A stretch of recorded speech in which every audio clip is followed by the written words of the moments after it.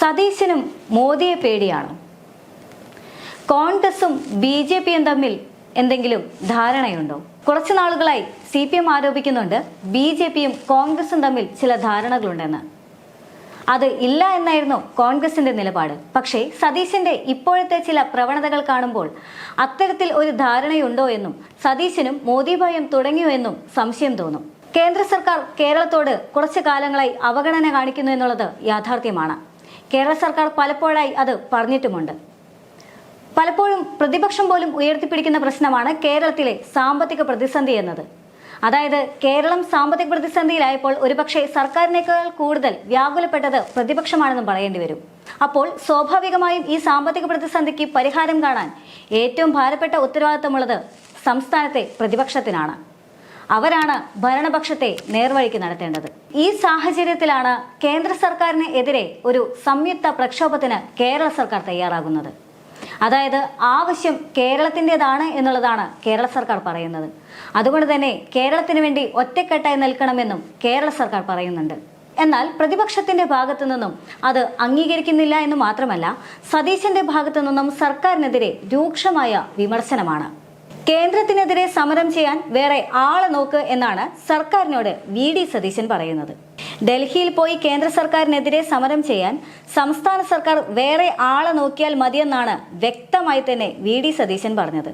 സാമ്പത്തിക പ്രതിസന്ധി കേരള സർക്കാർ ഉണ്ടാക്കിയ കുഴപ്പമാണെന്നും അദ്ദേഹം പറഞ്ഞു.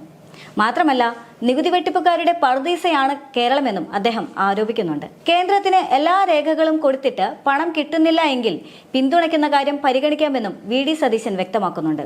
കേന്ദ്ര സർക്കാരിന് എതിരായ ഡൽഹി സമരത്തിന് ഇല്ല എന്ന് സർക്കാരിനെ രേഖാമൂലം പ്രതിപക്ഷം അറിയിച്ചും കഴിഞ്ഞു. കേന്ദ്രത്തിന് എതിരെ മുഖ്യമന്ത്രി പറഞ്ഞ കാര്യങ്ങളിൽ ചിലതിനോട് യോജിപ്പുണ്ട്. നിരവധി കാരണങ്ങളിൽ ഒന്നു മാത്രമാണ് കേന്ദ്ര അവഗണനയെന്നും പ്രതിപക്ഷ നേതാവ് മന്ത്രിക്ക് അയച്ച കത്തിൽ ചൂണ്ടിക്കാട്ടിയിരുന്നു. വൻകിട പദ്ധതികളുടെ പേരിൽ നടക്കുന്ന അഴിമതിയും ധൂർത്തും ധനപ്രതിസന്ധിക്ക് ആക്കം കൂട്ടിയെന്നും കുറ്റപ്പെടുത്തലുമുണ്ട്.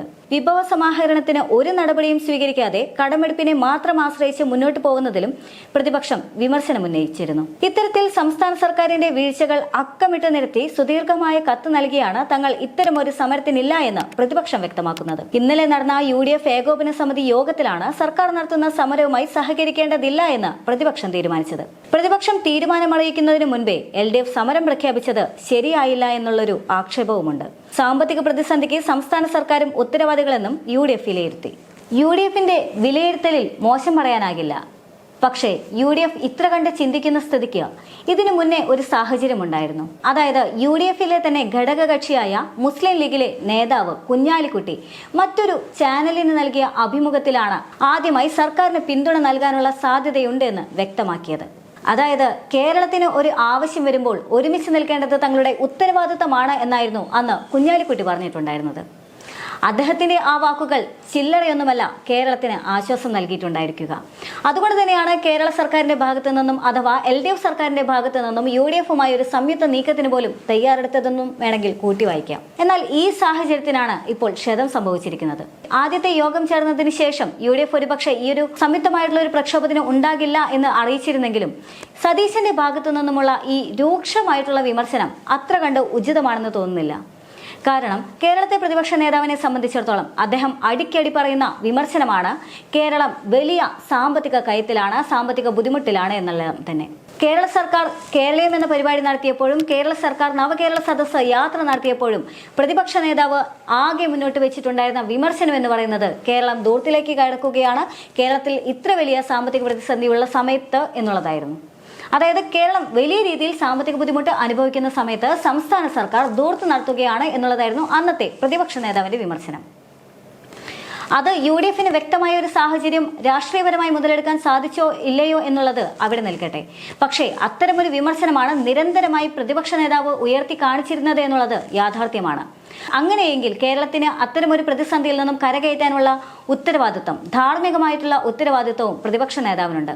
അത്തരമൊരു സാഹചര്യം വരുമ്പോൾ അതിനെ മാക്സിമം മുതലെടുക്കാനുള്ള ഉത്തരവാദിത്വവും അദ്ദേഹത്തിനുണ്ട്.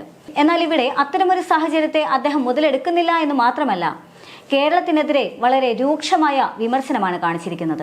യഥാർത്ഥത്തിൽ കേരളം ഇന്ന് അനുഭവിക്കുന്ന സാമ്പത്തിക ബുദ്ധിമുട്ടിൽ കേന്ദ്ര സർക്കാരിന് പങ്കുണ്ട് എന്നുള്ള കാര്യം ഏവർക്കും വ്യക്തമായിട്ടുള്ളതാണ്. അത് എല്ലാവരെയും വ്യക്തമാക്കി മനസ്സിലാക്കിക്കാൻ സംസ്ഥാന സർക്കാരിന് കഴിഞ്ഞിട്ടുമുണ്ട്. പ്രതിപക്ഷ നേതാവിന് കാര്യങ്ങൾ നല്ല വെടുപ്പായി തന്നെ അറിയാം. പക്ഷേ അദ്ദേഹം രംഗത്തിറങ്ങുന്നില്ല. കേന്ദ്രത്തിനെതിരെ ഒരുമിച്ച് നിൽക്കുന്നുമില്ല. മുൻപ് ഇതുപോലെ തന്നെ LDF MP മാർ കേന്ദ്ര ധനമന്ത്രാലയത്തിന് ഒരു നിവേദനം നൽകാൻ സമയത്ത് UDF MP മാരെ കൂടി ഉൾപ്പെടുത്താനുള്ള ശ്രമം നടത്തിയതാണ്. എന്നാൽ അന്ന് UDF MP മാർ അതിൽ നിന്നും പിന്മാറി. അവർ പ്രധാനമായും ചൂണ്ടിക്കാണിച്ച കാര്യം ആ നിവേദനത്തിൽ പിണറായി വിജയനെ സ്തുതിക്കുന്നുണ്ട് എന്നുള്ളതായിരുന്നു. അതിനുശേഷം എളമരം കരീം ആ നിവേദനമെല്ലാം വെട്ടിത്തിരുത്തിക്കൊണ്ട് വീണ്ടും അവരെ കൊണ്ട് ഒപ്പിടിക്കാനുള്ള ശ്രമം നടത്തിയപ്പോൾ അവർ വീണ്ടും അതിൽ നിന്നും പിന്മാറി ഒപ്പിടുന്നില്ല എന്ന് പറഞ്ഞു. പിന്നീട് അവർ ചൂണ്ടിക്കാണിച്ച കാര്യം എന്ന് പറയുന്നത് അതിൽ പിണറായി വിജയനെ പറ്റി വിമർശിക്കുന്നില്ല, കേരളത്തിലെ ധനമന്ത്രിയെ പറ്റി വിമർശിക്കുന്നില്ല എന്നുള്ളതാണ്. അതായത് കേരളത്തിലെ മുഖ്യമന്ത്രിയെയും കേരളത്തിലെ ധനമന്ത്രിയെയും പറ്റി കുറ്റം പറഞ്ഞുകൊണ്ട് വേണം ആ നിവേദനം കേന്ദ്രത്തിന് സമർപ്പിക്കാൻ എന്നാണ് UDF MP മാർ പറഞ്ഞത്.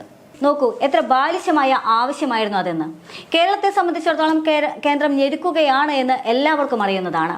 പിന്നെ എങ്ങനെയാണ് കേരളത്തിലെ മന്ത്രിമാരെ കുറ്റം പറഞ്ഞുകൊണ്ട് ഒരു നിവേദനം കേന്ദ്രത്തിന് നൽകുക എന്നുള്ളത് യുക്തിപൂർവമായ ഒരു ചിന്തയ്ക്ക് പോലും ആരും വഴങ്ങിയില്ല എന്നുള്ളതാണ് യാഥാർത്ഥ്യം.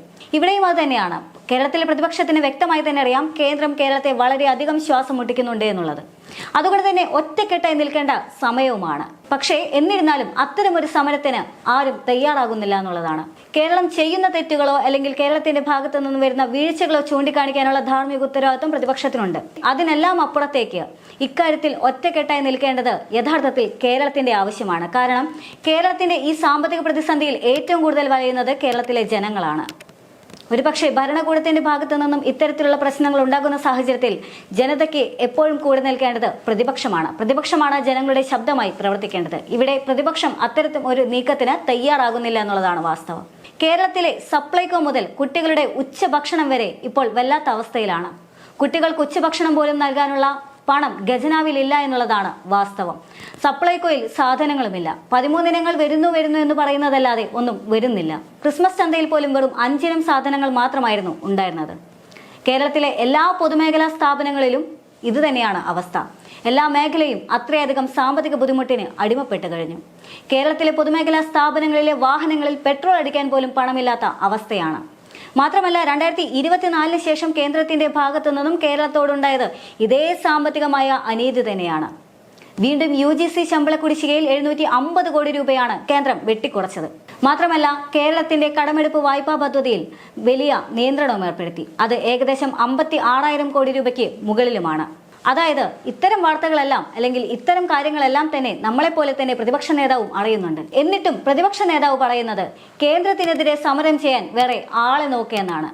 ഇവിടെ കൂട്ടി വായിക്കേണ്ടത് പിന്നെ എങ്ങനെയാണ്? പ്രതിപക്ഷ നേതാവിന് എന്താ കേന്ദ്രത്തിനെതിരെ സമരം ചെയ്യാൻ ഭയമാണോ? കേരളത്തിലെ സാഹചര്യത്തിൽ ഒരു സമരം അനിവാര്യമാണ് എന്നറിഞ്ഞിട്ടും പ്രതിപക്ഷ നേതാവ് ഇത്തരമൊരു വാക്ക് പറയുമ്പോൾ അത് സൂചിപ്പിക്കുന്നത് അത് തന്നെയാണ് അദ്ദേഹത്തിന് കേന്ദ്രത്തെ ഭയമാണ്, അദ്ദേഹത്തിന് മോദിയെ ഭയമാണ് എന്ന്.